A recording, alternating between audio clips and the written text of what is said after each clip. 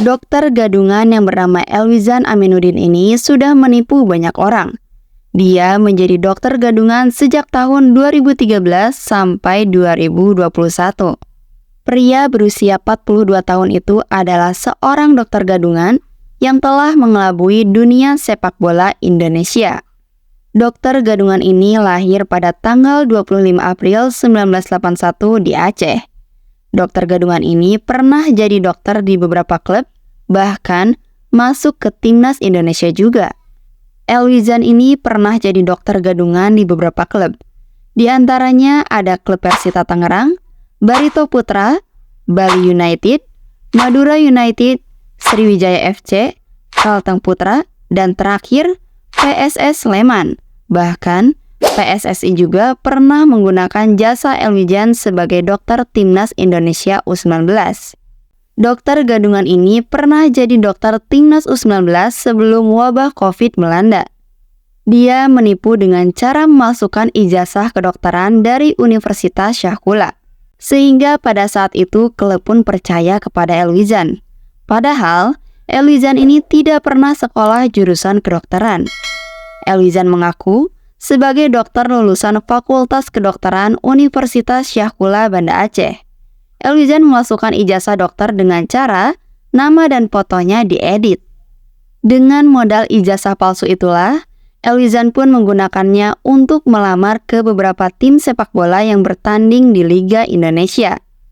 Kedok Elwizan sebagai dokter gadungan terbongkar saat menjadi dokter di PSS Sleman.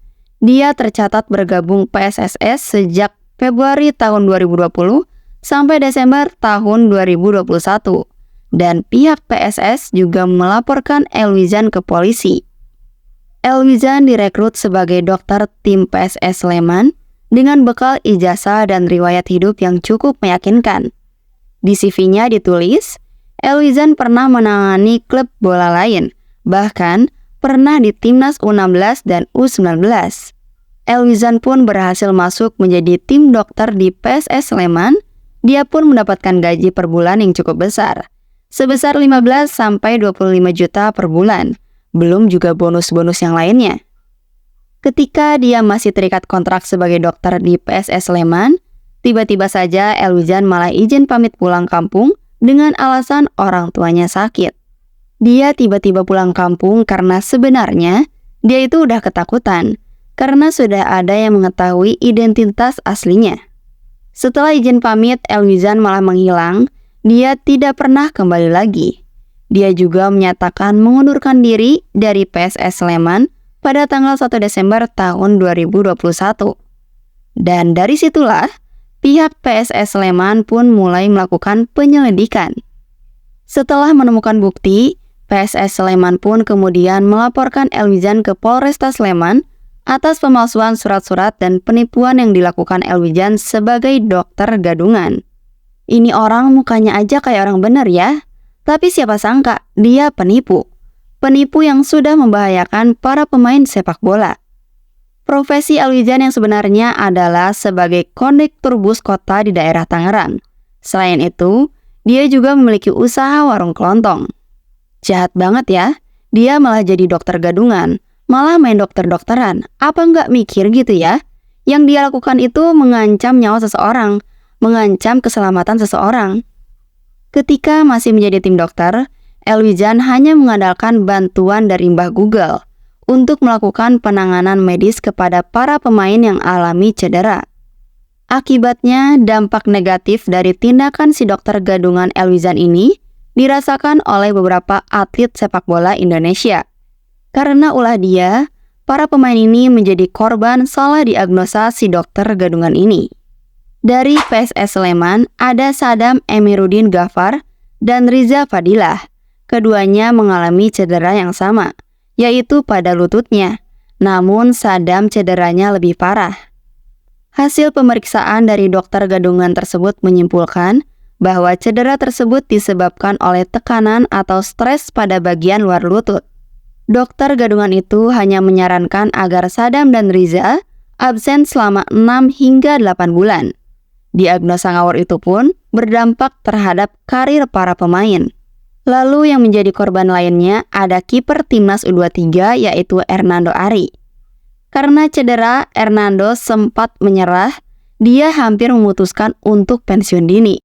Karena cedera serius pada bahunya, dokter gadungan itu hanya menyarankan agar Hernando cukup beristirahat saja, tanpa perlu melakukan operasi. Padahal, kondisi Hernando itu cukup parah. Dan untungnya, hal itu diketahui oleh Sinteyong. Setelah mengalami cedera itu, Hernando dipanggil lagi oleh timnas. Pada saat itu, Coach Shin pikir Hernando sudah sembuh dari cederanya. Jadi Hernando pun dipanggil lagi untuk timnas. Tapi ternyata Hernando masih cedera. Coach Shin pun kaget melihat kondisi Hernando. Apalagi ketika Hernando ditanya, sudah operasi atau belum? Hernando jawab belum. Coach Shin pun marah dan khawatir karena Hernando tidak ditangani oleh dokter. STY pun memerintahkan Hernando agar segera operasi. Hernando pun langsung melakukan operasi pada bahunya. Karena perintah STY itulah yang menyelamatkan Hernando pensiun dini. Setelah statusnya menjadi DPO, Elwijan selalu berpindah tempat tinggal. Dia juga mengganti identitas KTP-nya. Hal itu yang menyebabkan Elwijan susah dicari.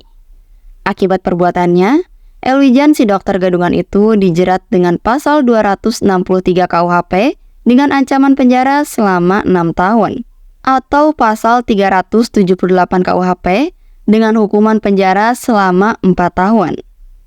Sekarang setiap dokter dan fisio yang mau bertugas di klub Liga 1, 2, dan 3, apalagi di Timnas Indonesia, harus menyerahkan fotokopi ijazah dokter yang sudah dilegalisir oleh Fakultas Kedokteran tempat dia kuliah. Dan juga harus mempunyai surat tanda register atau STR, dan untuk dokter maupun fisioterapis harus mempunyai surat izin praktik atau SIP yang masih berlaku. Dan juga akan lebih teliti untuk ditelusuri rekam jejaknya. Semoga nggak ada lagi yang main dokter-dokteran seperti Elwijan ini ya. Kalau main dokter-dokteran, hal itu akan membahayakan nyawa seseorang. Kasihan kan orang lain? Oke guys, jangan lupa subscribe. Terima kasih yang udah nonton. Sampai jumpa di video selanjutnya. Bye-bye.